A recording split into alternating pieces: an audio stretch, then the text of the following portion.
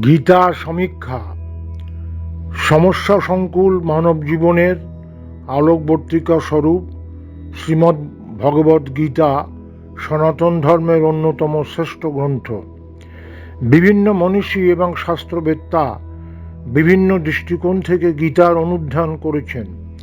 জীবনের বৃহত্তম অঙ্গনে মানুষ যখন করণীয় কর্তব্য ঠিক করতে দ্বিধাগ্রস্ত হয়, তখন স্বয়ং পদ্মনাভের মুখনিঃসৃত ভগবদ্গীতা যথোচিত কর্তব্যের রূপরেখা নির্ধারণ করতে সাহায্য করে। সমরাঙ্গ থেকে সেনাপতি অর্জুন সারথী শ্রীকৃষ্ণকে যুদ্ধক্ষেত্রের মাঝখানে রথ স্থাপন করতে বললেন, যাতে দুই পক্ষের সৈন্য সামন্তদের সহজে দেখে নেওয়া যায়। অর্জুনের কথার মধ্যে কিছুটা অহমিকা ছিল, যেন তার মতো বীরের সঙ্গে কারা যুদ্ধ করতে সাহসী হয়েছে। কিন্তু রণাঙ্গনে অর্জুন যখন তার পিতামহ, অস্ত্রগুরু, পিতৃব্য, মাতুল, আত্মীয় স্বজন এবং পুত্র স্থানীয় অনেককে দেখলেন, তখন তার মনের মধ্যে এক বিচিত্র দুর্বলতার সৃষ্টি হলো। ধর্মযুদ্ধের দাবিকে নস্যাৎ করে অর্জুনের মনের মধ্যে পারিবারিক স্নেহের দাবি প্রাধান্য পেয়ে বসল। এক ধরনের কর্তব্য সংকটের মধ্যে অর্জুন বিষাদগ্রস্ত হয়ে পড়লেন এবং পুরুষোত্তম শ্রীকৃষ্ণকে তিনি যুদ্ধের বিভীষিকা, ভয়াবহ পরিণাম, কুলধর্ম নাশ এবং বর্ণসংকরের সর্বনাশা পরিণতির কথা উল্লেখ করে যুদ্ধ না করার জন্যে গান্ডীব পরিত্যাগ করলেন। অর্জুনের গলা শুকিয়ে গেল, হাত পা কাঁপতে লাগলো এবং বিষাদক্লিষ্ট অর্জুন রথের উপরে বসে পড়লেন। বীর রসের যেন এক করুণ পরিণতি। যে অর্জুন সুপ্ত অহমিকা নিয়ে রণাঙ্গনে প্রবেশ করেছিলেন, তিনি এক বিচিত্র মানসিক দুর্বলতার শিকার হয়ে পড়লেন। ভাবতে অবাক লাগে, শ্রীকৃষ্ণের মতো প্রাজ্ঞ পুরুষোত্তমকে তিনি এমন জ্ঞানগর্ভ কথা বলতে শুরু করলেন, যেন শ্রীকৃষ্ণ তার সম্পর্কে মোটেই কিছু জানেন না। উল্লিখিত পটভূমিকায় শ্রীমদ্ ভগবদ্গীতার ব্যাখ্যা বিশেষ অনুধাবনযোগ্য। পাশ্চাত্য দেশে অনেকে বলেন যে সনাতন ধর্মের গীতা হল এক বৈরাগ্য বিরোধী যুদ্ধবাদী দর্শন। তাদের ভক্ত যখন সঙ্গতভাবে যুদ্ধের ভয়াবহ পরিণতির কথা বলছেন এবং মানবিক ও সামাজিক সংকট নিরসনে উদ্গ্রীব, তখন সনাতন সারথী শ্রীকৃষ্ণই বরং যুদ্ধ করতে উৎসাহিত করছেন এবং অর্জুনকে যুদ্ধ জয়ের লোভ দেখাচ্ছেন। সেই অর্থে পাশ্চাত্য পণ্ডিতদের অনেকেই গীতাকে স্থূল জাগতিক স্বার্থ পরিপূরণের এক মনস্তাত্ত্বিক প্রেরণা বলে ভ্রান্ত মূল্যায়ন করেন। তাদের মতে গীতায় অর্জুনের বক্তব্যের মধ্যে যৌক্তিকতা আছে। অহিংসা, মানবপ্রেম, সমাজ সংরক্ষণের ইতিবাচক মনোভাব অর্জুনের বক্তব্যের মধ্যে প্রতিফলিত হয়েছে। বরং শ্রীকৃষ্ণ অর্জুনকে দুর্বলতা পরিত্যাগ করে যুদ্ধ করার প্রেরণা জুগিয়েছেন। যেখানে ভগবান যীশুখ্রিস্ট এক গালে চড় মারলে অন্য গাল বাড়িয়ে দেওয়ার মাধ্যমে ধৈর্য, প্রেম ও সহিষ্ণুতার কথা বলেছেন, সেখানে শ্রীকৃষ্ণ প্রেমের পরিবর্তে যুদ্ধ না করার জন্যে অর্জুনকে তিরস্কার করে ছলে বলে কৌশলে যুদ্ধের মানসিকতাকেই পুষ্ট এবং উৎসাহিত করেছেন। প্রকৃত প্রস্তাবে গীতা কোনো হিংসাত্মক যুদ্ধবাদী গ্রন্থ নয়। ভগবান শ্রীকৃষ্ণ নির্বৈর হয়ে শুধুমাত্র প্রয়োজনীয় রাষ্ট্রীয় কর্তব্য হিসাবে ধর্মযুদ্ধের প্রেরণা দিয়েছেন। এখানে যুদ্ধ হল কর্তব্যের প্রতীক। অসৎ নিরোধ মানুষের অন্তর্নিহিত সত্তা ধর্ম। রাষ্ট্রের তথা সমাজের বৃহত্তর দাবি পূরণের জন্যে অনেক সময় ব্যক্তিগত এবং পারিবারিক দাবিকেও বলি দিতে হয়। তাছাড়া সমাজের ক্ষত নিবারণের জন্যে খাদ্য শক্তির প্রতীক অর্জুনকে মানবিক দুর্বলতা পরিহার করে সেনাপতির সঠিক দায়িত্ব পালন করা দরকার। যুদ্ধ করতে এসে পিছিয়ে যাওয়া বা মন ভেঙে যাওয়া কখনো বীরত্বের লক্ষণ নয়। তাছাড়া একথাও মনে রাখা দরকার যে ভগবান শ্রীকৃষ্ণ প্রথমেই যুদ্ধ করতে চাননি। তিনি যুদ্ধ পরিহার এবং শান্তির জন্যে আপ্রাণ চেষ্টা করেছেন।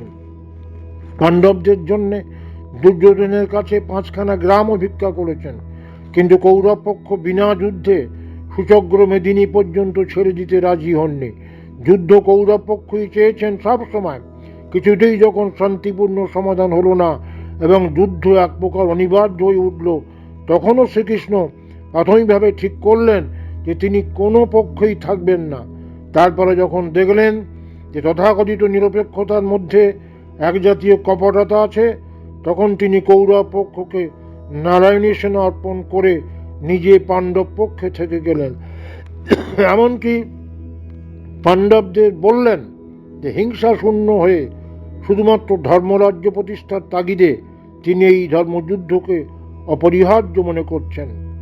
ধর্ম সংস্থাপনের ক্ষেত্রে ভগবান শ্রীকৃষ্ণের এই ভূমিকা অর্জুনের দুর্বলতা পরিহার করতে প্রেরণা দিয়েছে এবং অবশেষে অর্জুন বিষাদ মুক্ত হয়ে সঠিক ভূমিকা পালন করেছে।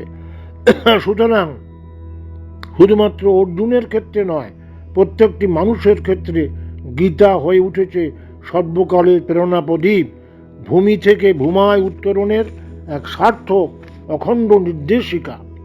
সুতরাং কথা মনে রাখা দরকার যে পার্থসারথী শ্রীকৃষ্ণ শুধু অর্জুনের যুদ্ধরথের সারথী নন, তিনি সমগ্র জীবন সারথী।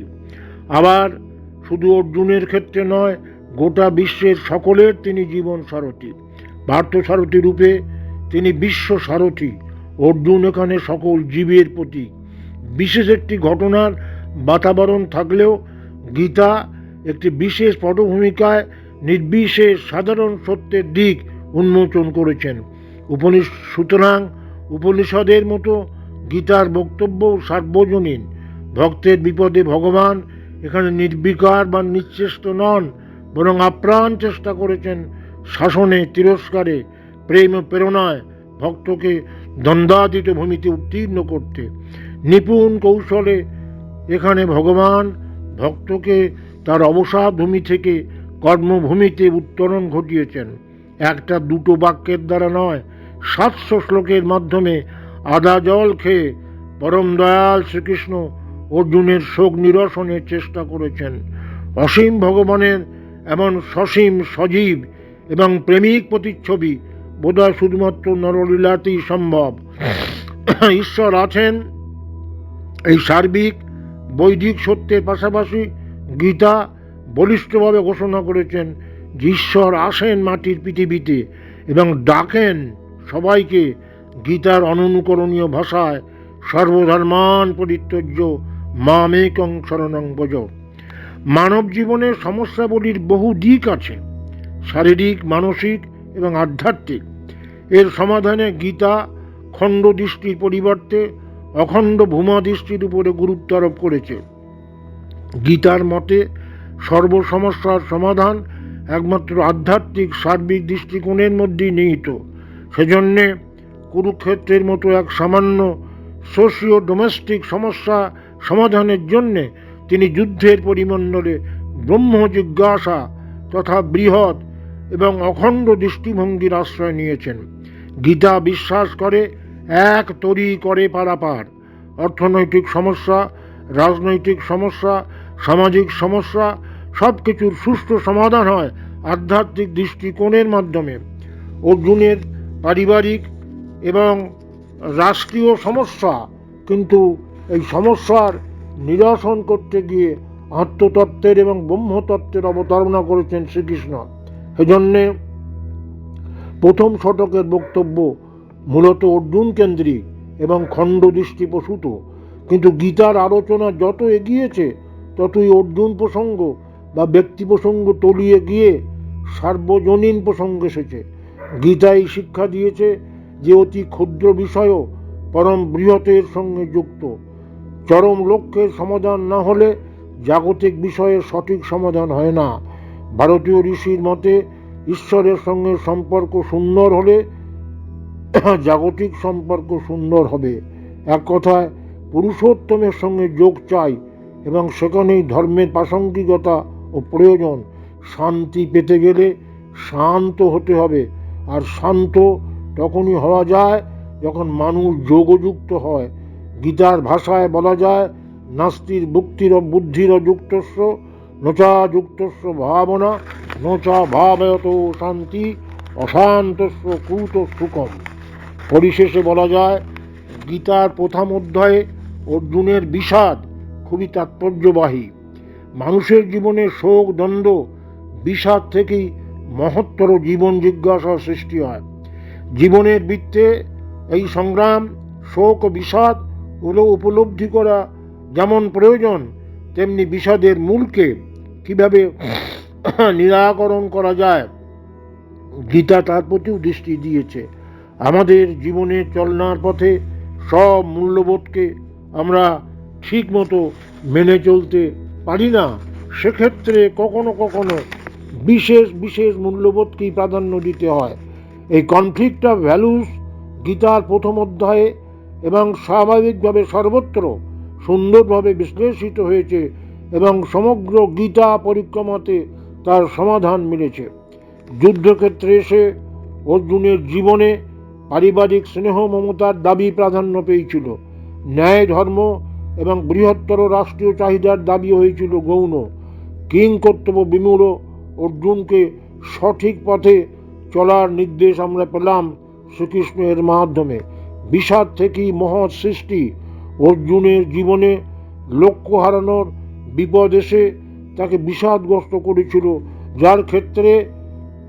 যার থেকে শুধু অর্জুনের নয়, ইউনিভার্সাল বিষাদের একটা ডিজাইন যেন গীতাতে আলোচিত হয়েছে। মমতা ও করুণার পোশাকে এক বিচিত্র তমগুণ অর্জুনকে আপ্লুত করেছিল, যার থেকে ক্রম উত্তরণ ঘটিয়েছেন সনাতন সারথী ভগবান শ্রীকৃষ্ণ।